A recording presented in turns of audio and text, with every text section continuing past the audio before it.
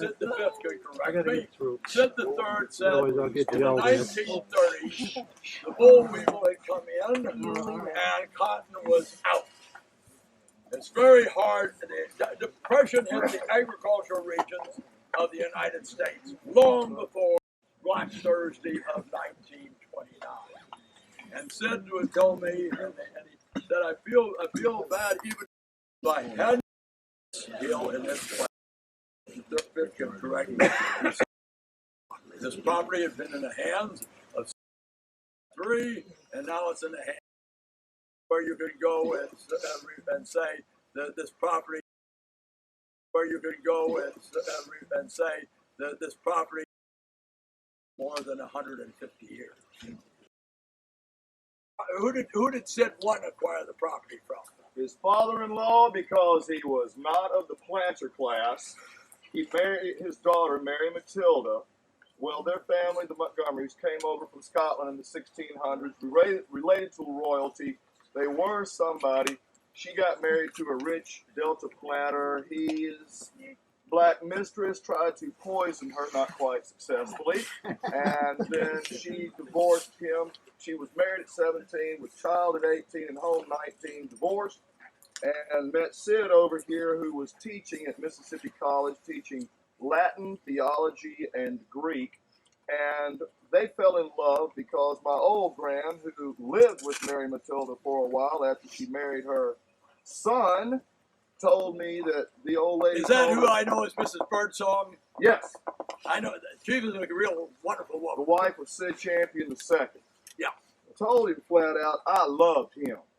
And the problem was that she was Scottish and he was a damned Englishman. This old man Montgomery, who owned the plantation, the father of Mary Matilda, gave him this plantation, 1,200 acres, 60 some odd slaves, and I have in Sid S. Champion I's own handwriting a list of all his property and things, his inventory of property from 1859, which lists 63 slaves and their family units, their names, their skills, and their value. Sid, what's the relationship to Mr. Montgomery to Mrs. Birdsong? Which one? Montgomery. The Montgomerys? Yeah. Mary, because you used to talk a lot Olivia about Montgomery them. Champion. Yeah. Her husband died when she was pregnant with their only child. He was a state legislator. She then married Dr. Birdsong of Edwards, yeah. And the Champions and Montgomerys have been entwined ever since. Okay, I was always, you made it clear again to me how she became Mrs. Birdsong. Yes, that was her second husband who took Sid III, my grandfather, and raised him as his own. So that was the connection there, but he was given that to save face by the old man. The old man had married, his second wife was Mary Ann Crockett, the niece of David Crockett, who also informed her husband that that man that her daughter was in love with wasn't a darn sighting different from her, and looky who he married.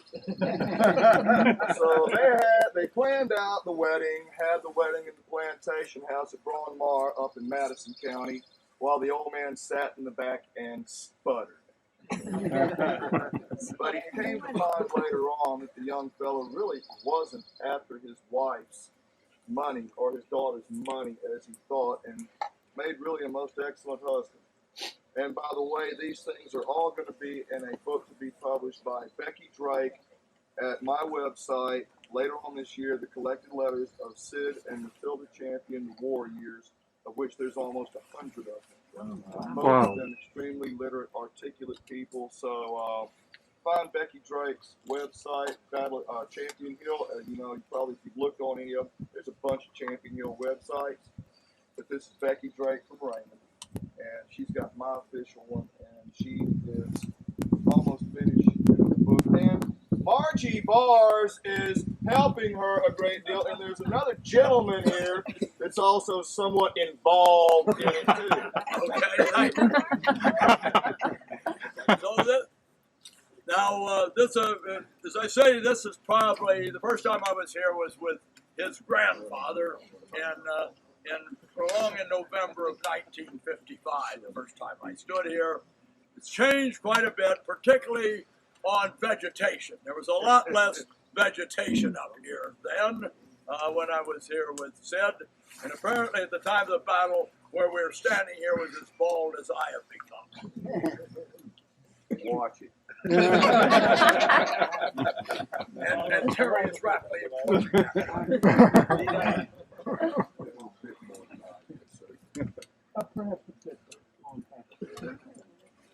Again, as you can see, what we have done, we have walked from the crossroads up the crest of Champion Hill, and the road goes down, the old road, which you can walk, but it's much more difficult walking down to the old site of the Champion House, which is here, and then on. So we would be, we're standing in this area here at the highest part of the hill. The Confederate line would go off in that direction, which is along what is called Lee's Ridge. Here we would have the Botetourt, Virginia battery with their 2 guns. Always like to point out this man. And then we would have Waddell's 2 guns. You're in the center of the fighting. This ground will change hands 3 times. The area at the crossroads will change hands 3 times. And Bowen and his men in their counterattack will probably go halfway between where we stand here and the then location of the Champion House, which again is when I used to go out there with Sid. Are the old oaks still down there, Sid? There is one there. And by the way, the road is quite open and walkable at this time. That is not a problem. No, my buddies and I keep it open on purpose. Congratulations. It used to be horrible. It is not. It is quite passable. 30 feet, but quite passable. And there's the hulk of the old trees remain there. They unfortunately died about 10, 15 years ago. And you used to be able to, can you still find rubble? Just straight to the boots in the house still. If you dig deep enough. How much would you found it easier 50 years ago? Much. But it's also been cut through there. The timber's been logged, and the big skidders have a way of rearranging things to their own a lot happened since I've seen that area. Much. There's cemetery down there now. There's a couple of graves there. But it's slowly growing. So again, as we told you down there, you can see the ebb of the flow of the fighting here. So you're in the crux of the fighting of the battle here, and that's what makes it so significant, as I say, this property has been in the hands of the Champion family since the 1850s, before the battle. Anything to say, Morris?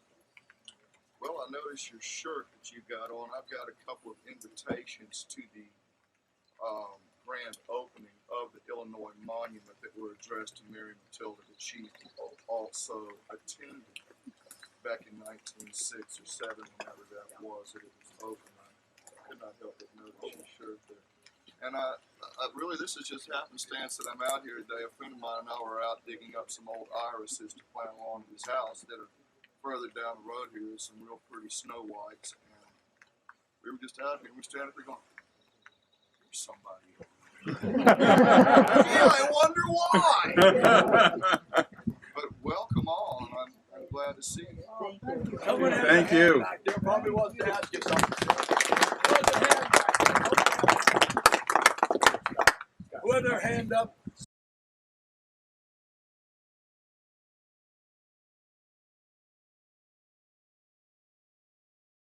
Gravel pit for a while in the 20s and the 30s. And so this cut down, as you see in front of us, was not originated. It was just one kind of a loaf-shaped ridge here. But you're probably standing this is probably just as high then. It is just as high. Where we're here. standing now This is just is as high then as it is now where we're standing here. And the lower level would be at a. The lower area is where the gravel was removed, and Sid third told me the depression was such, it was almost a condition, if I'm telling it right, as he told me, that it was almost, and he didn't want to do it, but he come to a position that it was either keep the family farm or Well, actually, at one point, leave the place for a while during the Depression, and then were able to get it back. So it was kind of that thing. Many families lost their place in the Depression and never got it back. So we were fortunate. It's been in the family pretty much. Is there a Sid the Sixth? Or some, Well, I'm sorry to say, yes, there's a Sid the Sixth. He's buried over at the edge of the cemetery. Sorry. On the end of the family, my cousin John Champion, he's got 2 girls. So any other Sids that come along, my daughter's already informed me that her first son will be named Sid, so we adopted her. Very good. And folks, at some point or another, before too long, I'm going to start building a museum on the place, and I've got a huge amount of artifacts from the time. I've got the table that was one of the tables that was used as the amputation table by the Union surgeons after the battle. They put all the leaves in the table, stretched it out fully, and laid men on it head to foot. The blood was so thick on the floor in there that the orderlies were, it was, necessary to chop a hole in the floor to sweep the blood out through. Out behind the house, there were several mounds of arms and legs, and the dead that were laid out there after the surgeries were done, those that survived and those that did not survive. I have a letter from a one-armed Union judge who lost his arm upon the table, and he wrote a letter inquiring of Mary Matilda if she still had the kettles that the soup was boiled in for them there, and I've got it. And if the old amputation table where he lost his arm was still there, I've got it. I've got a great deal of things pertaining to my family and the history of the time. I've got almost 100 letters. You can see where he was shot through the neck and came home and convalesced, and this was at the very end of the war. He was raised to lieutenant colonel of a cavalry regiment and was afraid that his friends, his comrades in arms, would find him to be slacking, and so rejoined the forces at the very end, bemoaning the lack of virtue, as it was, amongst the men that preferred to go ahead and not support the rotting corpse tottering of the Confederacy at the end of the war. So when the book comes out, I encourage you to get it, not just to help me raise money for my museum and refurbishing the old house.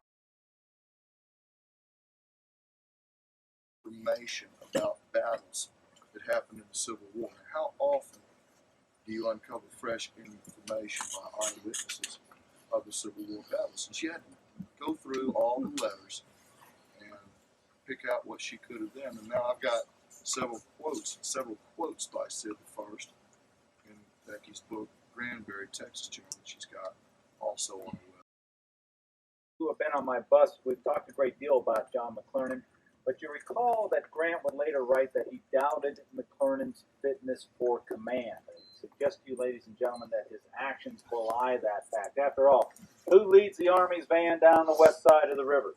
McClernand. John McClernand. Who is the first to cross the Mississippi River? McClernand. Who almost single-handedly wins the Battle of Fort Gibson? McClernand. Who is it on the Army's left flank moving up this watershed between the Big Black River and Bayou Pierre, arguably the point of contact, the most dangerous point? McClernand. Whose divisions are in the van on all three roads here at Champion Hill? John McClernand. I suggest that you do not trust these levels of responsibilities and activities to someone in whom you have no confidence. Now, you recall that McClernand has run awry of Grant, and he's in Grant's doghouse. McClernand is well aware of that fact, and as a result, he becomes a little more timid than he normally is. What are his orders on the morning of May the 16th of 1863? Don't bring on a general engagement, correct? McClernand is accompanying this column on the middle road, 2 divisions of the 13th Army Corps led by Osterhaus and Carr.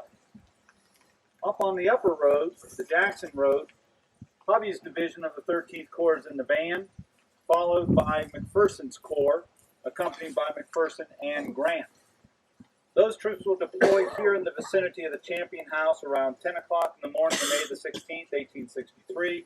The battle begins to erupt around 10:30, and by 11 o'clock in the morning, we have a full-scale battle going on at this location, coming straight toward us on the hill.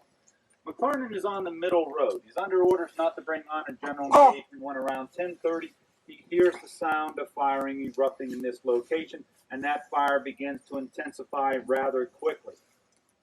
Now, normally John McClernand would act aggressively, but knowing he's in Grant's doghouse, he's not going to take any chances. He sends a courier immediately around to Grant asking for a clarification of his orders. That courier will go from this location back almost 2 miles to the Chapel Hill Road, then north to the Jackson Road, then wind his way through all of McPherson's troops, all of McPherson's wagons, all of McPherson's artillery, getting here to the Champion House. He arrives around noon. Grant tells him by all means press the attack. That courier then has to go back through McPherson's wagons, back through McPherson's artillery, back through McPherson's infantry to the Chapel Hill Road, down the Chapel Hill Road to the Middle Road, then through Osterhaus's and Carr's division to get out here to where General John McClernand is. Those orders arrive around 2 o'clock in the afternoon. What does John McClernand do? He presses the attack immediately. It is McClernand's troops that will break through that roadblock on the Middle Road and threaten John Bowen's command by capturing the crossroads at this point. McClernand will then notify, no sooner does he receive these orders at 2, he notifies his subordinates down here on the lower road, who have been silent most of the day, to press the attack. That courier will have to ride back through Osterhaus's and Carr's division to the Chapel Hill Road, down the Chapel Hill Road to the lower Raymond Edwards Road, then out the lower Raymond Edwards Road through the divisions of Blair and Smith, and finally deliver the order. That arrives around 4 o'clock in the afternoon. What do these men do? They press the attack immediately. So there is no dilly-dallying on the part of John McClernand here at Champion Hill. Eliminate those misperceptions from your mind. Eliminate the popular perception of John McClernand because it is not fact. It is not reality. Want to comment on that at all, Ed? Yeah, it's good. One other thing I want to say about my visit here with Sid III. Sid III is the first person to get me seriously thinking about the policy of the editors of the official records. Because Sid III says it's, I said Champions Hill, and he says, no, it is Champion Hill. That got me thinking about it. And I got to thinking about it. And then the editors of the official records change almost everything in the official records to make singular plural. If you go to the original documents prepared by the officers who fought here, it's Champion Hill, not Champions Hill. So that is in the retreat to Vicksburg. Unaware of that fact, Pemberton will order the army after it falls back from Champion Hill to assume a position in the defensive perimeter already previously established on the east side of the Big Black River. He has already ordered up some troops from the Vicksburg fortifications to man those fortifications, and so John Vaughn's brigade of East Tennesseans will be in position there as the army falls back from Champion Hill. William Baldwin's brigade, also coming out from the Vicksburg fortifications, will be in position on the west side of the Big Black River. Thus, as the Confederate Army is retreating, Carter Stevenson's division, so badly mauled here at Champion Hill, no longer an effective fighting force, is ordered to just continue on past the Big Black and continue on into Vicksburg. John Bowen's division, although badly mauled, still retains its fighting edge, and thus is ordered to assume a position in the Big Black defenses. Were they ever, did he ever get some more ammunition? Did he ever get some more ammunition? Bowen will finally get some ammunition. Not a great deal, though, Marv. Not a great deal. But Bowen's division, 2 brigades, will assume position in the Confederate defense perimeter. But as Vaughn's Tennesseans are already there, rather than put Bowen as a cohesive unit, Cockrell's brigade will be placed on the Confederate right, Vaughn in the center, and on the left will be Martin Green's brigade of Arkansans and Missourians. So you have those 3 brigades in the Big Black River defenses. They also have 18 going to be sacrificed, and indeed they finally would. So in addition to the 29 cannon captured out here by the Federals at Champion Hill, the very next day, May the 17th, 18 more Confederate cannon would be captured by the Federals. That's amazing. The town of Edwards is off to your right. On the night of the Battle of Champion Hill, May the 16th, you recall Loring's division is cut off by rapidly approaching Federals. Federals, having captured the crossroads, will advance in pursuit of Pemberton's army, which is coming down these fields on your left. But other soldiers will come down the Jackson Road just as we have traveled and are now coming down the valley of Baker's Creek, just the same direction we are heading. As these troops get in proximity to the lower crossing up ahead here, they'll bring that crossing under fire, first by artillery, then by musketry. Once the artillery and musketry of the Union Army opens fire against this ford and this bridge, the Confederate retreat route is closed. Loring's division will be stranded on the east side of Baker's Creek. Loring, as a result, will divert his columns to the south in hopes of finding a suitable crossing point somewhere below the town of Edwards. But as he's trying to search for a suitable crossing point, darkness envelops the fields. His local guide gets lost, cannot find the ford. But as darkness settles over the field, suddenly around 8 o'clock at night, the sky is ablaze with fires here in Edward. The night sky is illuminated by fires in Edwards, and this is actually fires ignited by the Confederates to destroy munitions, quartermaster stores, and commissary supplies that have been stockpiled in Edwards during the day. Loring falsely believes that the fire is set by Federals who are busy destroying the town. Believing that Federals are now firmly ensconced between he and Pemberton, Loring will give up all thought of continuing to try to find a way back into Vicksburg.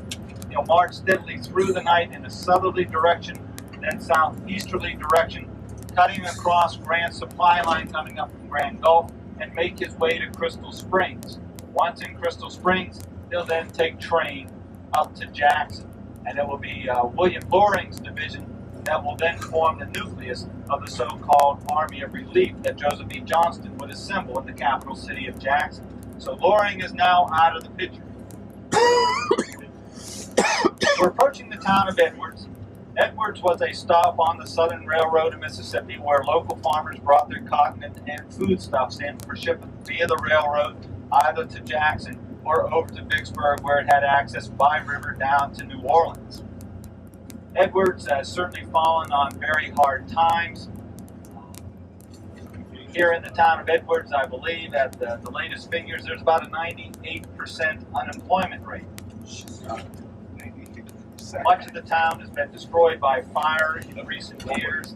Of course, with unemployment comes a lot of heavy drinking. A number of bars opened in the downtown area. Fights erupted constantly. Fires broke out. And most of downtown Edwards has been destroyed by a series of fires. That next bridge you see is a Confederate position. You see the tree line up there?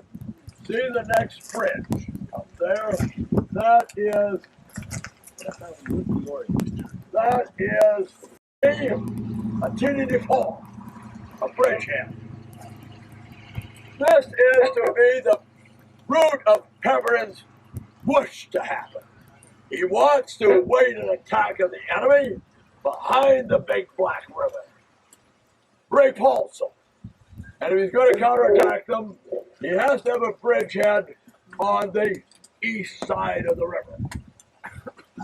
So, it'll take at least 1,800 bales of cotton. Figure an average weight of cotton of 450 pounds. Cotton is now almost $1 a pound. We're going to find out how thrifty these Yankees are. They're going to use these bales of cotton as the core of a line of breastworks. Immediately on this side of the breastworks is a watercourse or bayou that drains north into the Big Black River.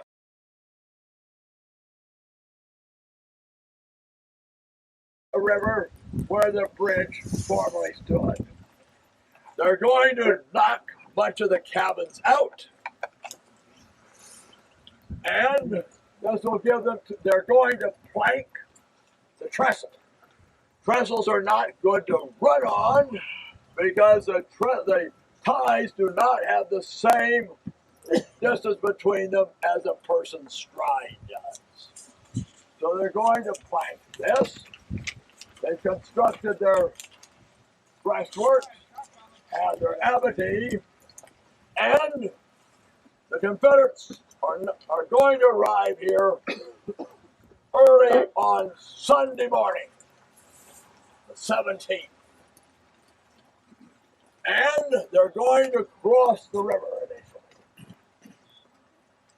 Pemberton and Murray's, where is Loring?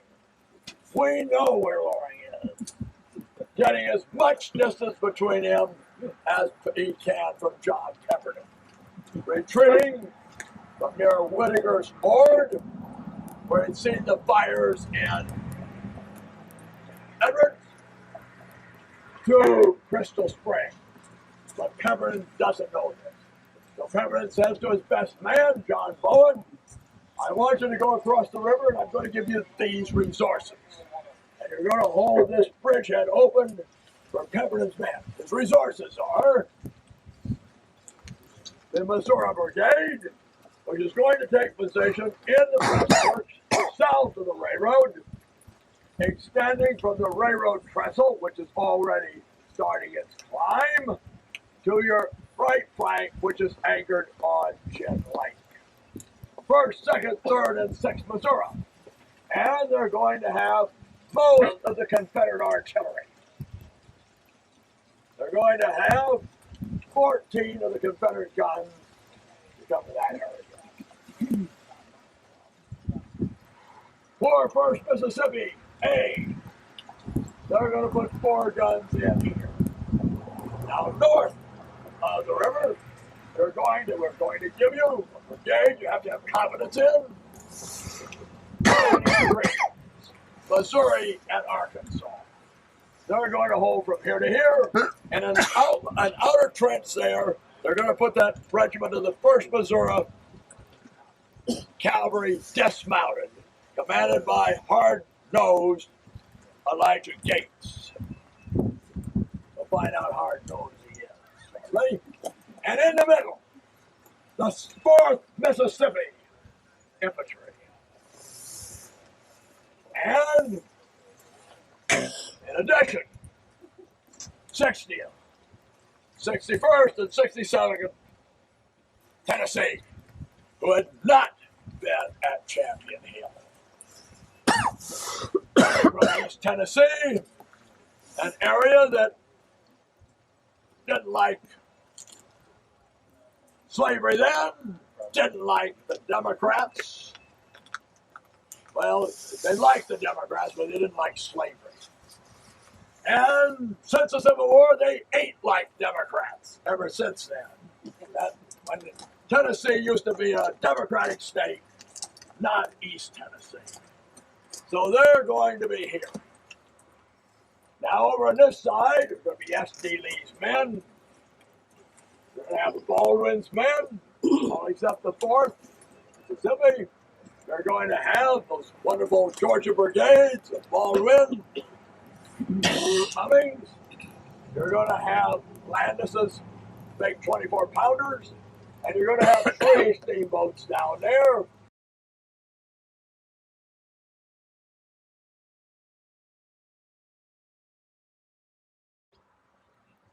Sherman. Everybody cheers. He leaves. Jackson on the morning of the 16th. If you're in the 47th Illinois, you're going to be very proud of your colonel. But he's going to ride back to pass the time with some Yankees left in hospitals. And he's going to see the Confederates going to come in. He's going to wave his hat to them. Bang, bang, bang. And that's the end of Colonel Cromwell. It will be the last casualty in the Battle of Jackson. Sherman will spend the night at Champion Hill next year. They are Goodyear rubber. They look like life rafts. You have to have a traveling bellows with them to pump them up. And then you lay your planking and your stringers. Sherman will cross at Bridgeport. His mission is to cross at Bridgeport. The other protege, General McPherson, you're going to follow McClellan to Amsterdam, and up here, you're going to have Kroger's Ferry off the map. Kroger's Ferry, and you're going to cross there. McPherson will build two rather novel bridges, one using cotton bales as supports, and the other logs.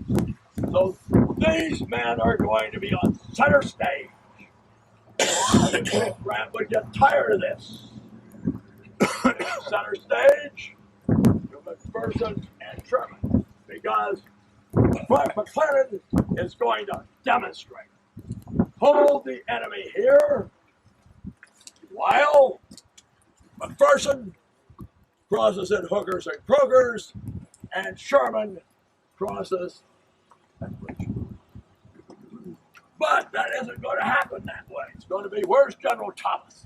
He's seeing the scenario beginning to develop here for Missionary Ridge. McClellan is going to hold here. So what he does, when he arrives here, A.J. Smith, with his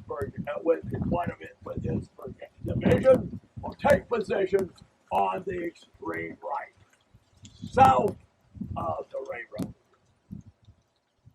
You're going to have Eugene Asa Carr. Now, Carr has two brigades, and he's going to be up there in the area of the Smith Plantation, which is now the Pennybaker Plantation. Pat, clear the road. In the woods here. So Carr has with him two brigades. He has a brigade that had been led by Colonel Stowe at Fort Gibson. They're now led by Big Mike Lawler, born in Ireland. So let's hear a cheer for these Irish people. And he isn't born in North Ireland. And he's a big man. Sweats a lot.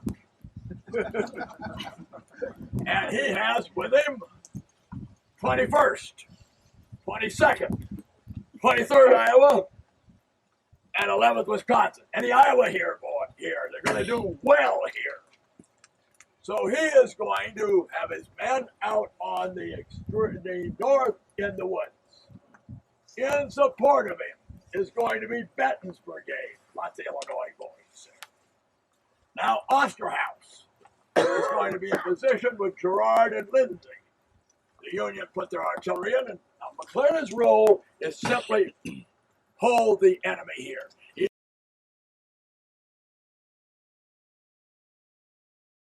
That's when they have to jump. You lived in the country, get ridden horses, you know the big part. You didn't know that, did you? All right. This is animal nature knowing that. And he's going to lead his men up out of this low area.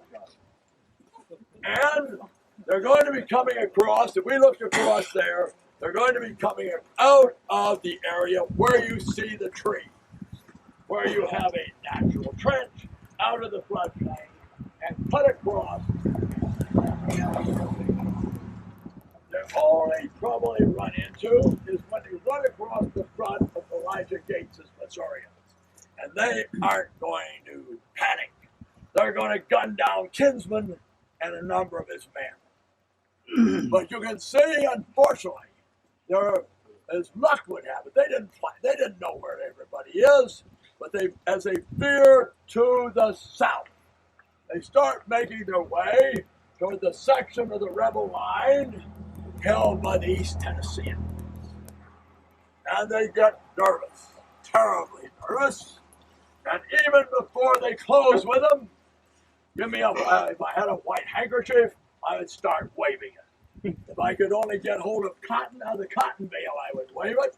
So they are, if you're one of these, the Bonds Brigade, you won't brag about being in this battle. You'll hope if you go to a reunion, there's nobody who knew you were at that. And they're going to break the Union line. They're going to be followed forward by 49th Indiana, 69th Indiana. And when they do it, they spread out. They broke the line. Now, what does that mean for Green's men? You've got this neck of land here. You better be a good swimmer. So Green's men are going to have to get on their arms. Tennesseans, a good part of them are surrendering. Now, if you're down south, the men south of here are tough fighters, just like Green's. And one of them is standing up here on the railroad trestle, and you can see the Confederate line broken. They'll yell out, "Devil take the hindmost," and these guys are running. They're going to have to pass through that narrow neck of land. And the way you got two ways to get across the river. Running across on the Big Black Bridge and on the steamer down. Now, Lockett has been wide. Lockett's a good man. Number 2 in the West Point class in 659. And his position on the dot and on the railroad bridge, he's positioned barrels of turpentine.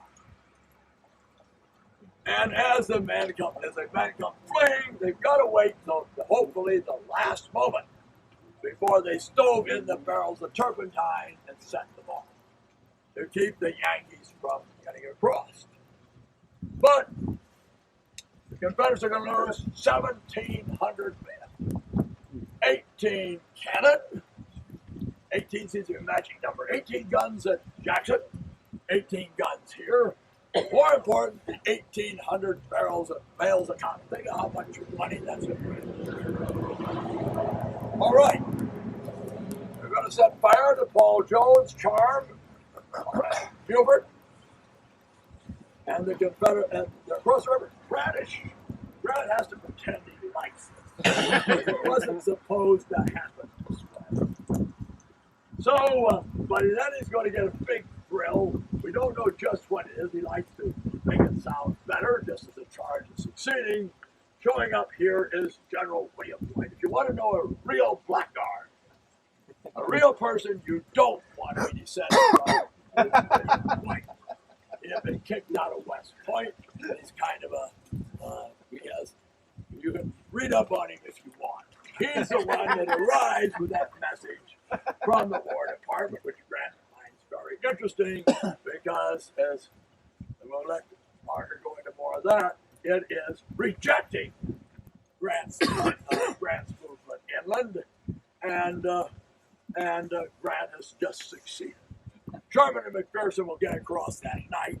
McClernand in position here. McClernand's across the next morning. Now the Confederates fall back. We'll let Terry go into this because I pounded Pearl or Parker. I pounded Pearl Pepper and bad. No. Now there's always someone that doesn't get the word. That's the 23rd. That's the 23rd Alabama, commanded by Colonel Beck. They don't know everybody's gone. And in the night they wake up. They're gone. Then worse is Beck gets kicked in the leg on the retreat and gets a broken leg. So some people don't get the word. And the big black has occurred. And we'll let these people go in there. And I see General Thomas as saying that's what he expected of Grant. Turn it over to my colleagues.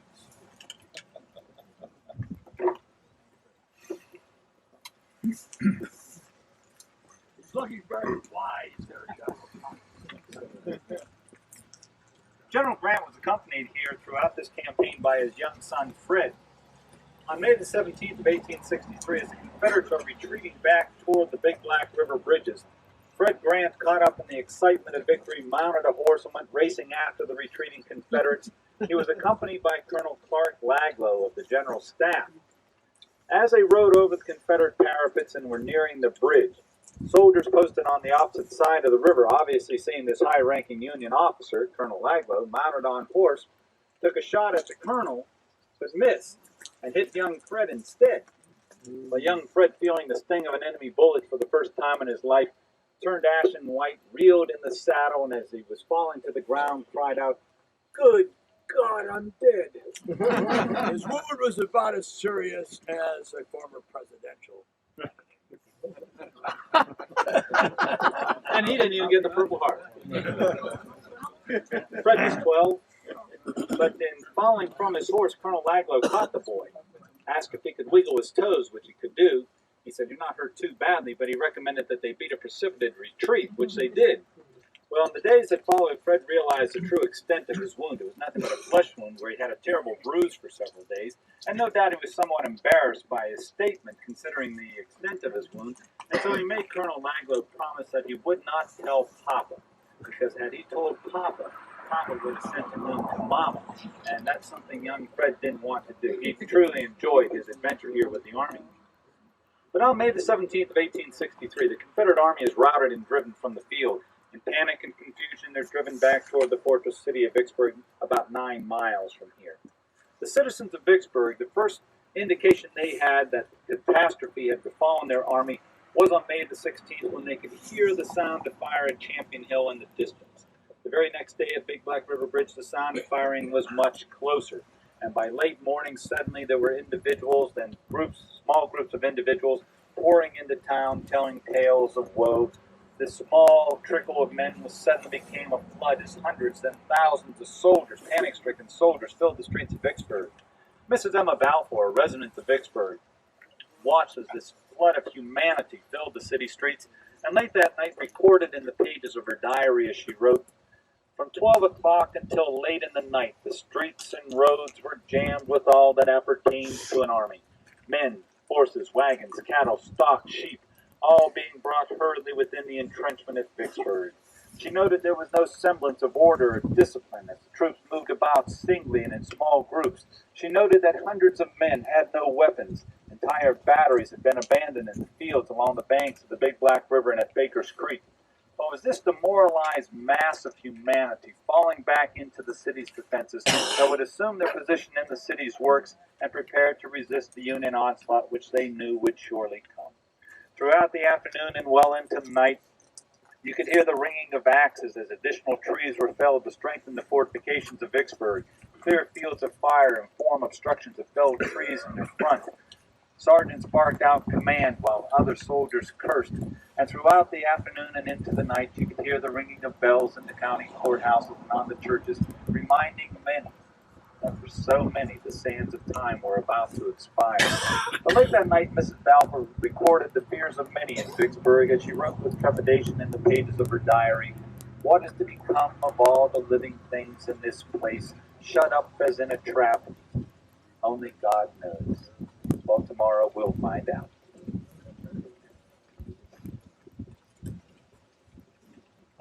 Where we're standing now was basically a huge grove of trees. And as you can tell off to my left, to your right, and as Ed pointed out, the next bayou down, the next brush line down, is the bayou that was in front of the Confederate defense line. South of the railroad track, to your front, the ground was open.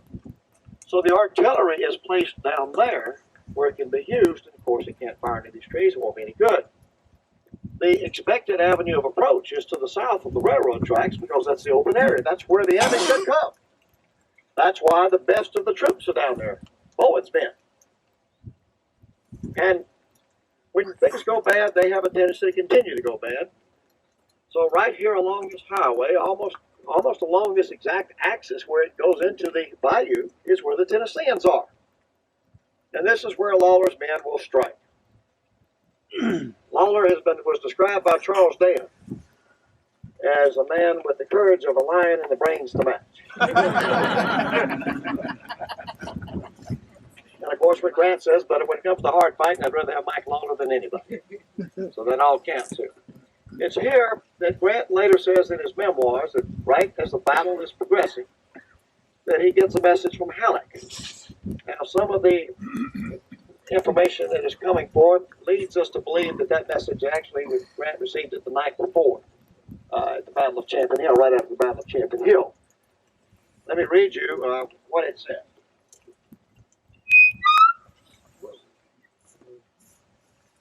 Fred Grant writes, by the way, Fred says, about midnight I returned to the field and reached the hospital, which would have been the Isaac Roberts house, which was at one time Pemberton's headquarters, in which I found my father and several of his staff officers, most of whom were greatly elated over their victory.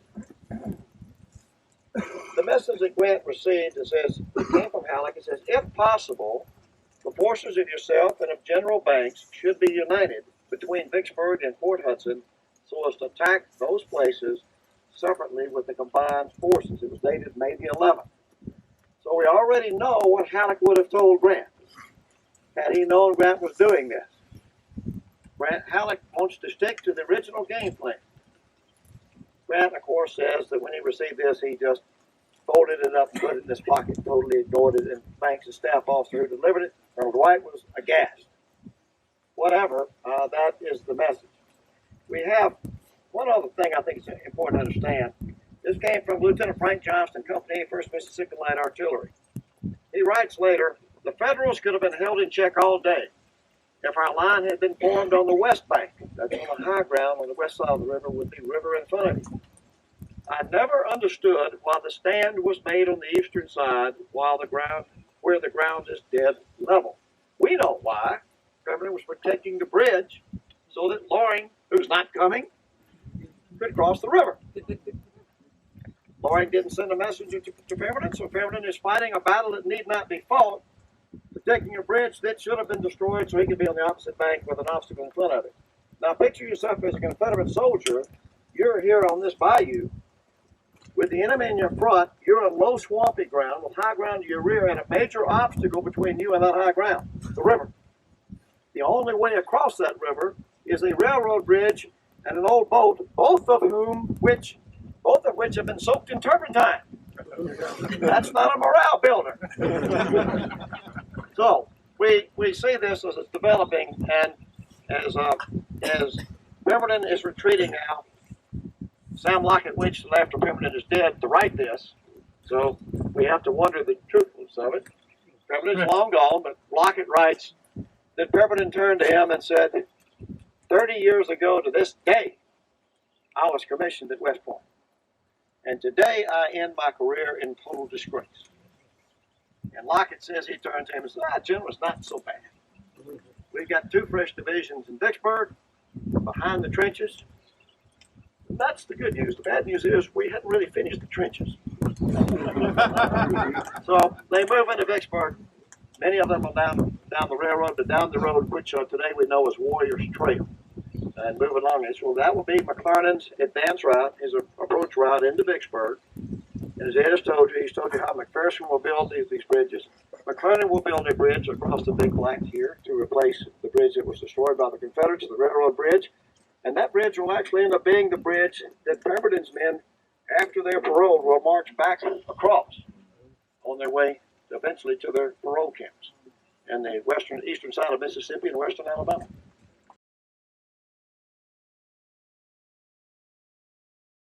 And form an 8-mile-long defense perimeter around the city of Vicksburg. As you can see by red and blue tablets side by side off to your right, this is the only area of the Confederate defense line penetrated by Union assault forces. Texas soldiers from Wall's Texas Legion would counterattack and seal that breach. Thus, the Texas Monument is here, and we'll tell you all about it once we get out. Based on false hopes that had taken place on the 19th. You are in what is known as the railroad out, or in the technology of fortification at that time, it is a horn. It juts out in front of the Confederate line. The Confederate line would be behind you in the edge of the trees. This juts out in front and guards the approaches to Vicksburg over the Southern Railroad of the Pacific. There would be no trees in this area. Any trees that had stood prior to the siege would be felled as an abattis. This is for the levelest part of the battlefield.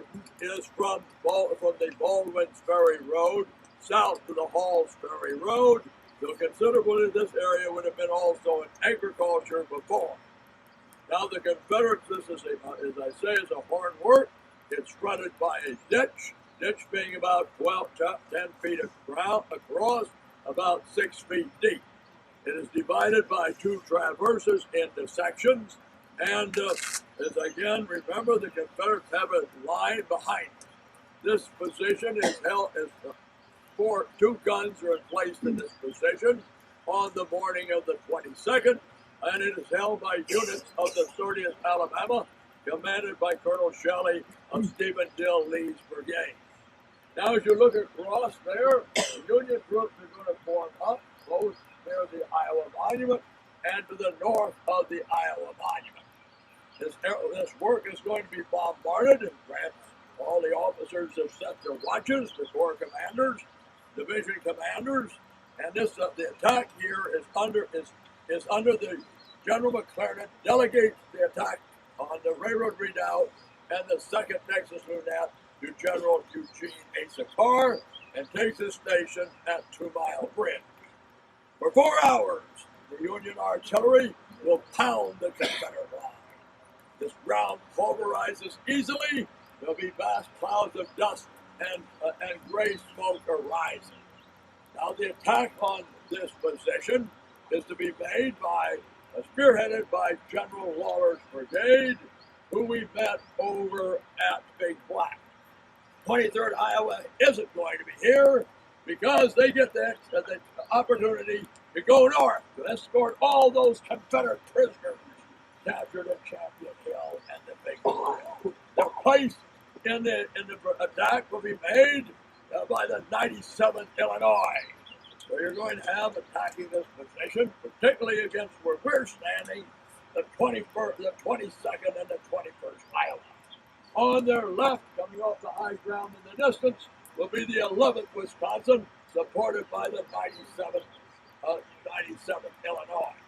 The amity is particularly thick in that ravine to the south, where you're going to have the 11th Wisconsin and the 97th Illinois advancing. Now the bombardment has been very effective here.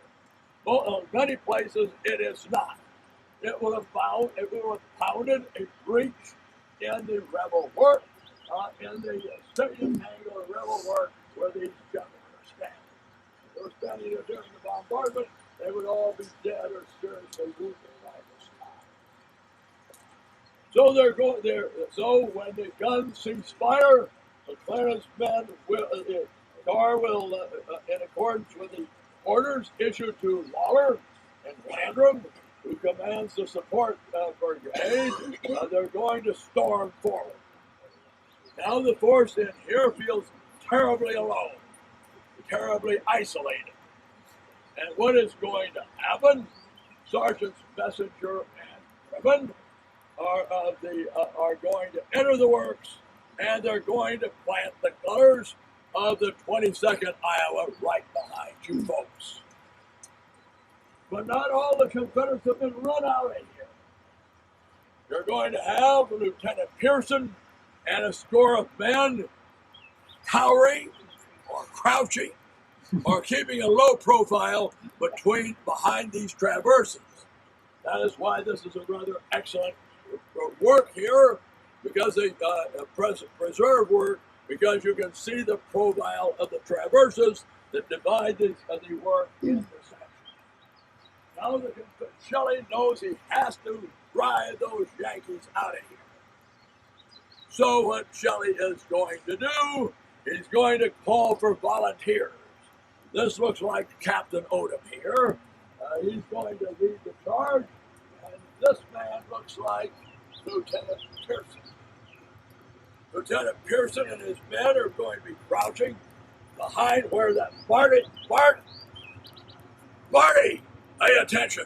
Because you're crouching behind that traverse there. As Odom leads his men charging down, the way they approach this is along the ridge, this finger that we represent the this finger, which we represent the fingernail up down here, is going to come in by the Texas line.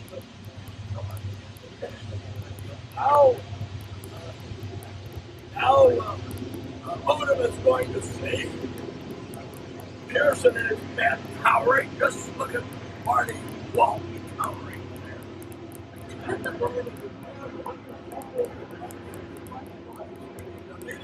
Why aren't they fighting? Pearson will tell you, you'll find out as the Yankees open fire and Odom is gunned down, number of men fall with him, and Pearson, a coward down there, we can see cowering, finally surrenders with his men. So the Union forces now hold this work.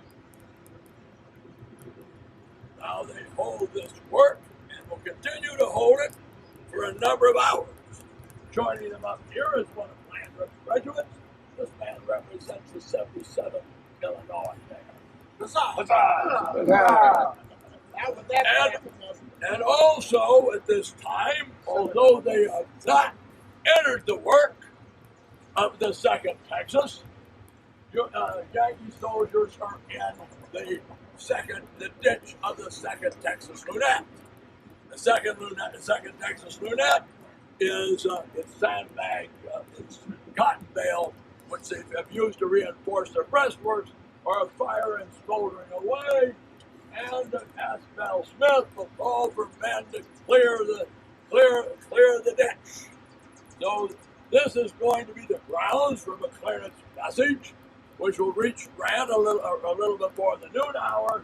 That he has the exact words, not as Grant says in his memoirs. And McClernand's exact words are part possession. You could say yes, he has possession of the heart here, but he does not have possession of the Confederate final line, and the 2nd Texas is holding out in the 2nd Texas Lunette, but they're Yankees in the ditch, and they push the gun of the Chicago Mercantile Battery up to within a short distance of the 2nd Texas Lunette.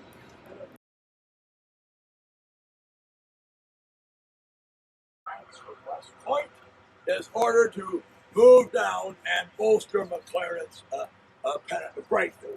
They will then dissipate Quinby's division. They will send Holmes's brigade to support Osterhaus down at Fairport. They will send George Boardman Boomer to support the penetration here, and they'll send Holmes to buoy up the attack at the 2nd Texas. Now, George Boardman Boomer, we'll see him finally. You haven't seen him even in the days when I arrived here, before the trees had grown up as bad, because he's over there, just in that area where we turned and came south. But he's forming his men up there. The situation is becoming critical. Now commanding this sector, and hopefully these trees disappear, we can see where S.D. Lee is standing and watching what's going on. But right now, we cannot see Lee, and he could not see what's going on here, because he's over there about 400 yards. He kept from saying this by those trees. He knows that this is a crisis.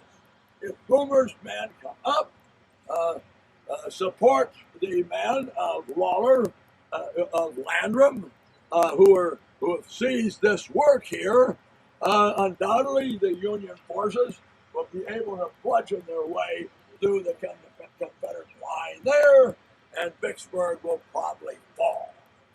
So in this situation, S.D. Lee is very concerned, and he's going to Colonel Shelley. Colonel Shelley is back there, holding the secondary line, and it was his men who had been driven from here earlier in the day. And Pearson, where is that cowardly Lieutenant Pearson? Who was over there? Where is he? He left. All right. He ran away. So Shelley's men have seen enough. And Shelley tries to get volunteers and can only find one volunteer. And that is Lieutenant Colonel M. Pettit. he's familiar with the area. He's been attached to the 20th Alabama for a while, so he's familiar with the area. So he knows the area, so they're going to Colonel Thomas Wall. Colonel Thomas Wall here has lived in Vicksburg during the 1840s before he had gone on to Texas, and he had organized what is known as Wall's Legion. Briefly, a legion would be a task force today consisting of a battery of artillery, either 1 or 2 battalions of infantry, and a battalion of cavalry. But only his infantry is here. Now, Wall hears they're looking for somebody. Wall will come forward and volunteer his Texan to recover the redoubt. So you have a limited space because the Texans are going to advance from where we can see the monument and that Texas soldier looking down into here. They're going to be guided by Ed Pettis, and they're going to use Bradley and Hogane's company, a handful of men. They're going to hold the rest of the battalion in support, but they're going to be a limited number of men come in here. And we want to hear a good rebel yell now. This man looks like he's in a flag. He better do a better job than these rebels were doing yesterday. He better be loud. Yeah! All right, they're going to charge down in here, and they're going to be very, very successful. They're going to run the Confederates out of here. They're going to capture that flag. And the Confederates are going to be driven, the Yankees are going to be driven down into that ditch. Now, S.D. Lee is going to come up here and over what they're doing, and as Lieutenant Wrigley and Steele lead their men out in front, they're going to sweep away the Yankees out there. They're going to capture other Union colors out there, and S.D. Lee is going to roll 18-pound shells down into the ditch there in front, and that's going to encourage Colonel Harvey Graham. This looks like Colonel Harvey Graham, and he and about 65 of his men are going to ground their arms and surrender, and the breach has been sealed. Meanwhile, poor old Colonel Boomer is warming his men up. They start to advance, too late. The Confederates open fire, and George Boardman Boomer will write no more letters to his sister Amelia. Letter of the 19th describing what he did at Champion Hill would be his last letter. With the Boomer shot down, his heart goes out of his men, and this position has been sealed. The breach has been sealed, which represents what the Texas man sitting there, and you should have charged in here with that flag. Let your boys down. Okay, we'll turn it over to my two colleagues because we have to move fairly fast today. We can't talk too much about the monument, other wonderful things. Yesterday we talked at great length about General John McClernand. Well, here we'll see John McClernand once again. To recall Grant's statement that he doubted McClernand's fitness for command, but as we've seen over the past few days, I think that his actions belie that fact. Here we are now at the siege and defense lines around the city of Vicksburg. It is the 13th Corps, which is the largest corps in the Army. It is the 13th Corps that will man the longest stretch of the siege perimeter around Vicksburg. And as Ed just described, it is the 13th Corps which pierces the Confederate defense line here at Railroad Redoubt, the only corps to gain any level of success in the assaults of May 19 and May 22nd. Needless to say, a man like McClernand, who's looking for headlines in his quest for the White House, will issue a congratulatory order to his troops. That order will make it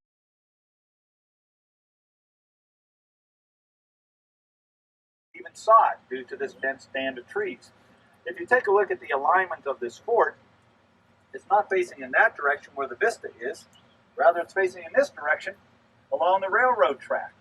As a result, you can't see the railroad. We cannot interpret its significance during the Vicksburg campaign. That is the very rail line that Grierson's raid would be aimed against. This is one of the major forts defending this avenue of approach into the city. And so we have it approved in the general management plan to remove these trees. So although all the documentation is in place, when John now pledged $15,000 and we initiated this review and compliance project, there was a tremendous amount of opposition from our regional office and even, in fact, from the Washington office, because after all, every one of our national parks, and Ed can certainly testify to this, is managed as if it's Yellowstone.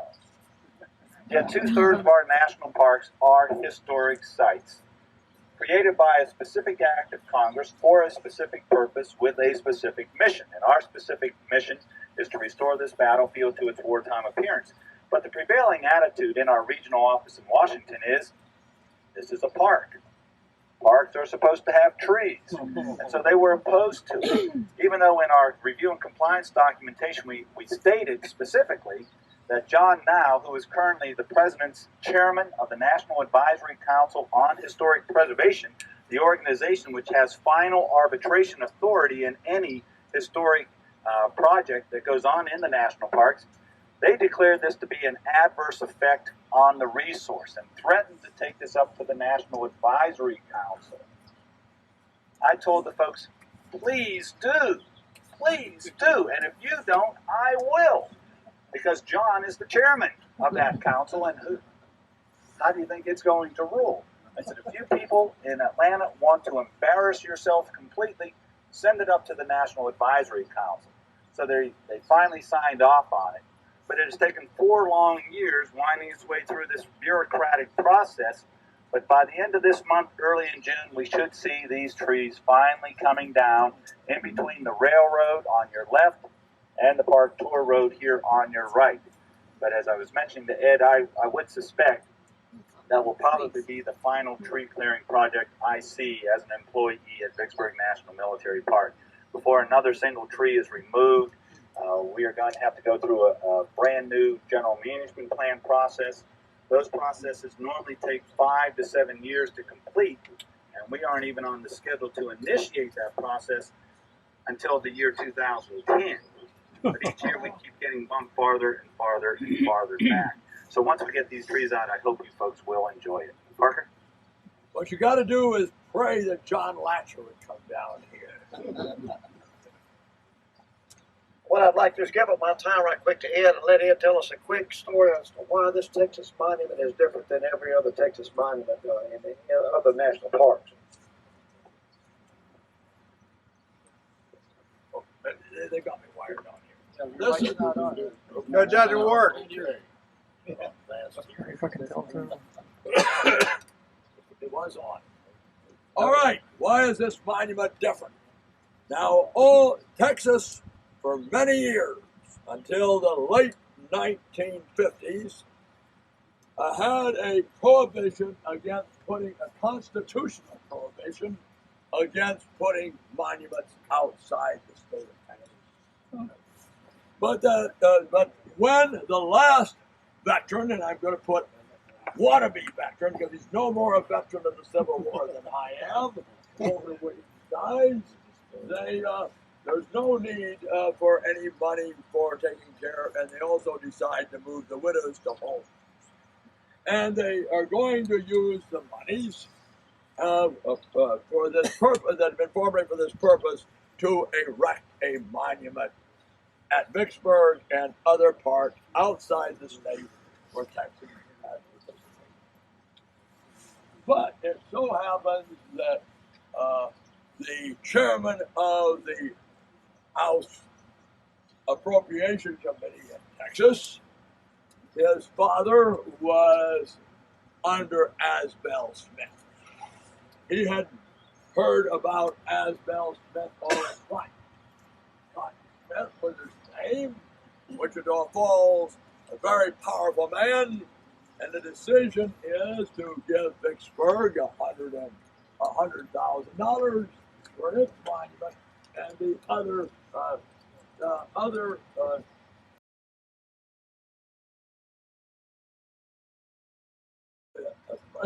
as we're moving off, it has a special significance to me, this monument, because John Thomason wrote the book that got me interested in the Civil War, Jeff Stewart.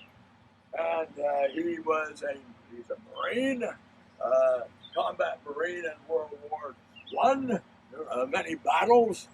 He was a wannabe combat Marine in World War II.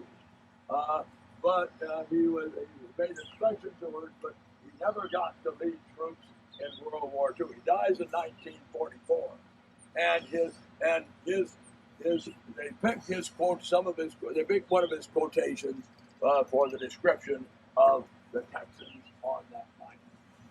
His widow was here when they dedicated the site, because it took a while to complete the monument. They dedicated it in '59 because the UDC was meeting in Jackson.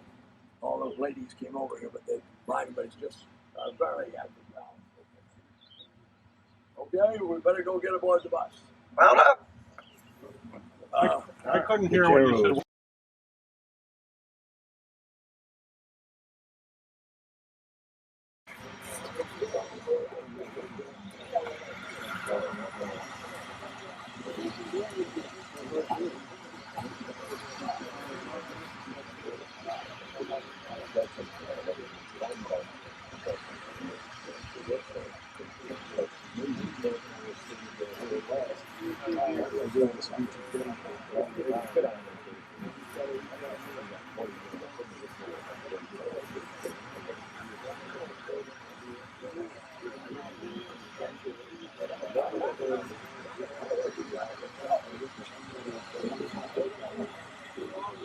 One shuttle,